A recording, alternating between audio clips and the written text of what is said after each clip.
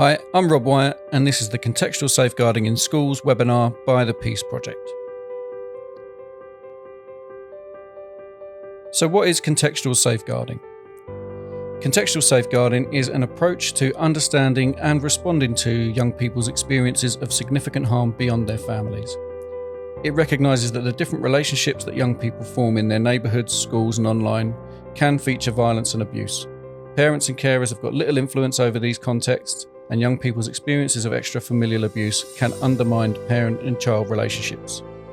Therefore, children's social care practitioners, child protection systems and wider safeguarding partnerships need to engage with individuals and sectors who have influence over and within extra-familial contexts, and recognise that assessment of and intervention with these spaces are a critical part of safeguarding practices.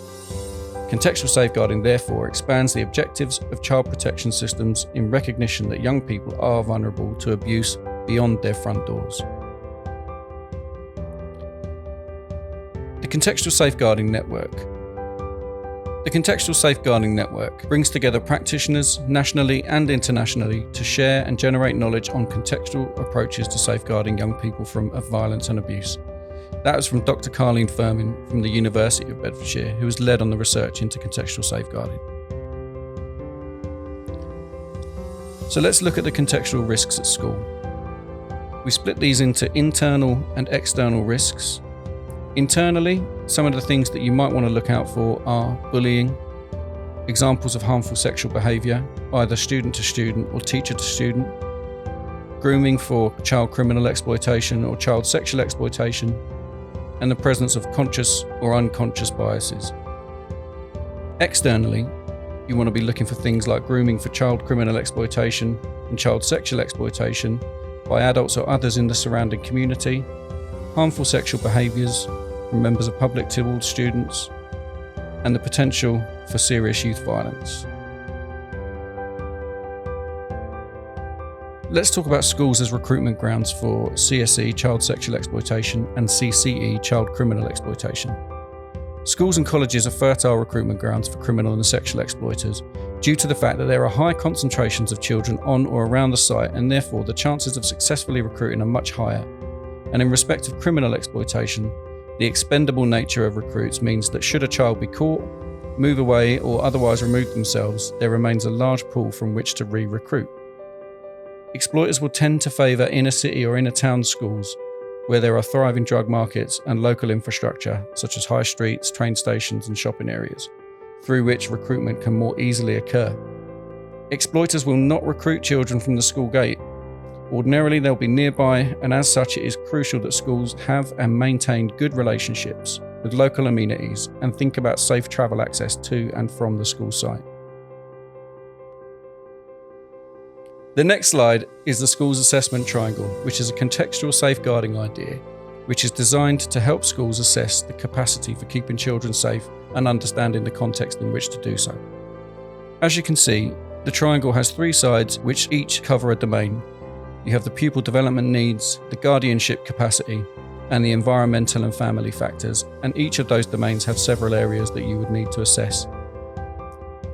Over the next 3 slides, I'll be talking you through the template that you would fill if you were to complete a school's assessment. These are relatively straightforward and will each cover the 3 domains that I've spoken about. As you can see, with the school's assessment template, the pupil development needs domain will cover health, education, emotional and behavioural development, identity and school culture, peer relationships, and social presentation.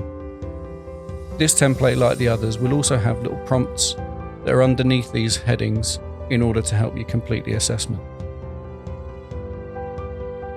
Similarly to the previous slide, the Guardianship Capacity template has the following headings: ensuring safety, trusted relationships, knowledge and understanding of safeguarding role, and policy framework. And similarly, it has the prompts in order to help you complete the assessment. And lastly, you have the environmental and family factors. On this slide, you have the environmental and family factors, which includes neighbourhood safety, parental integration, physical school safety, resources, and thresholds. And again, you have the prompts in order to help you make the assessment.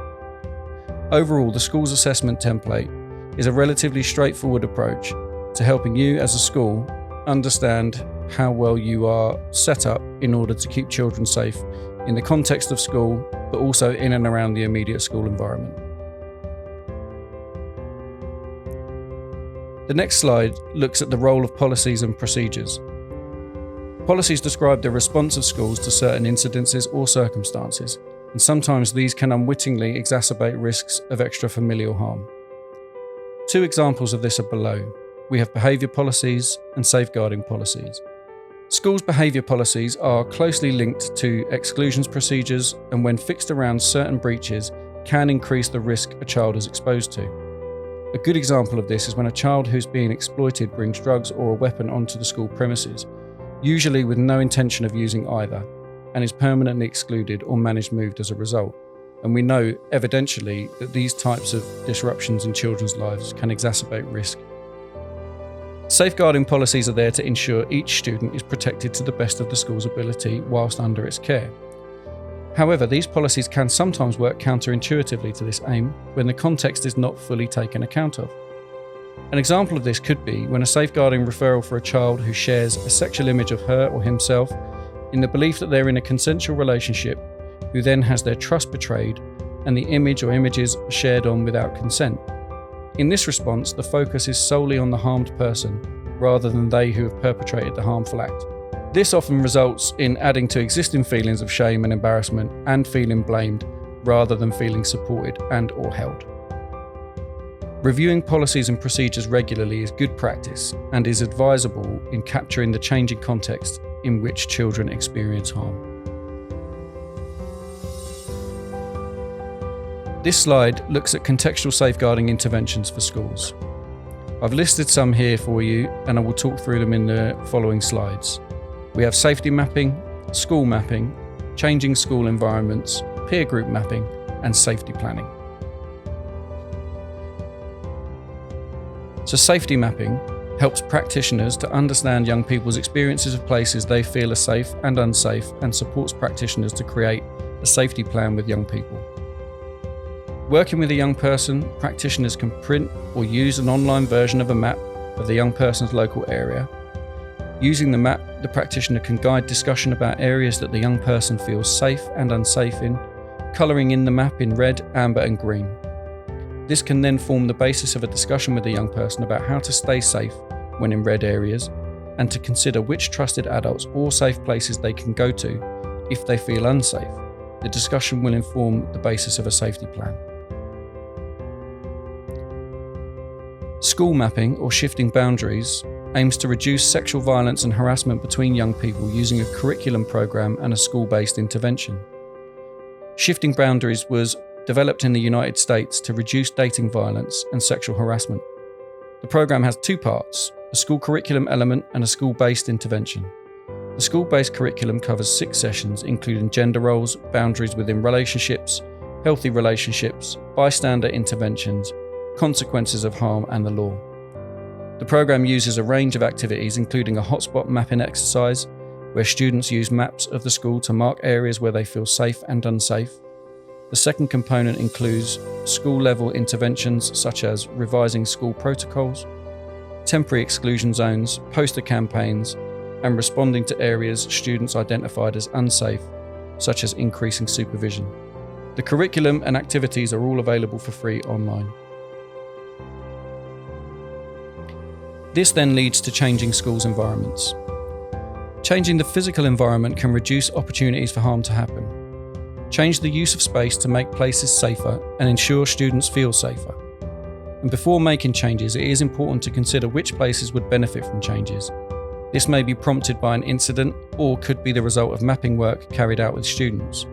Changes to the physical layout of schools could consider increasing staff supervision, changing how space is used, increasing the lighting, removing curtains or increasing natural light, implementing temporary exclusion zones, poster campaigns to raise awareness, and locking areas.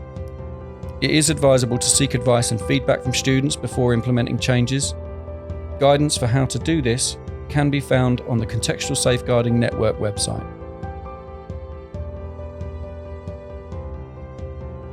Next, we'll look at peer group assessments and mapping.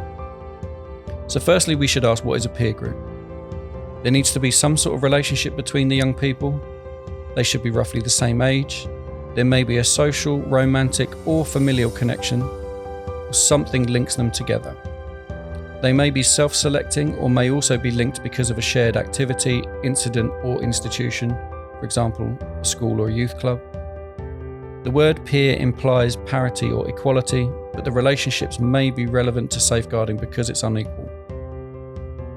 They may also include a relationship between those above and below 18. In order to map a peer group, you would split this exercise over 3 sessions. The first one would be internal, where you look to identify and map information with names, locations, and incidents, identify any gaps in information, and identify key partners to inform those gaps. Session 2, external. Identify key partners externally, maybe the police, education, health, third sector, housing or licensing, and identify intervention gaps and safeguarding actions that are needed. And then you have the third session, which is review. You review the existing actions, review current map and update where needed, identify gaps and actions, and close peer group with actions complete. Next is safety planning. Where concerns around extra-familial harm are known, schools as a safe place for children should contribute to the safety planning for that child. This process involves discussing the potential for harm across contexts and problem solving in order to reduce the likelihood of harm occurring. This can include processes like those described in the previous slides, as well as things like compiling a list of safe contacts, safe places to go when risk is increased, avoiding certain areas at certain times, and ensuring missing episodes are reported. A further important consideration for schools is that of the transition from primary school to secondary school. All transitions are a key change for children, but moving from primary school to secondary school is a particularly significant one. Children go from being the eldest and most experienced learners in the school to the youngest and the least experienced.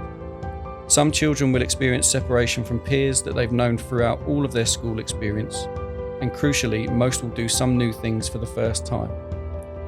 These will include travelling to and from school alone or without an adult, going to the shops after school with friends, managing their own time, money, phones, and belongings. It is crucial, therefore, that children are prepared thoroughly for transitioning in this way, and that this preparation includes conversations around potential opportunities for exploitation and grooming that may arise as a result. To help children manage transitions, schools can remind children of a few key safety points to remember. Firstly, don't talk to any strangers that approach you, even if they say they know you. Don't accept anything from anyone you don't know, even if they seem nice.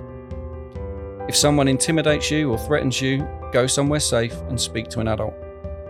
Keep your belongings to yourself, don't show off phones or headphones, etc. And don't ever go anywhere with anyone you don't know well and or feel safe with. Further useful resources can be found on the Contextual Safeguarding Network. Some important reading would be the Contextual Safeguarding and Child Protection Rewriting the Rules, and also Criminal Exploitation of Children and Vulnerable Adults, County Lines Guidance via the Home Office.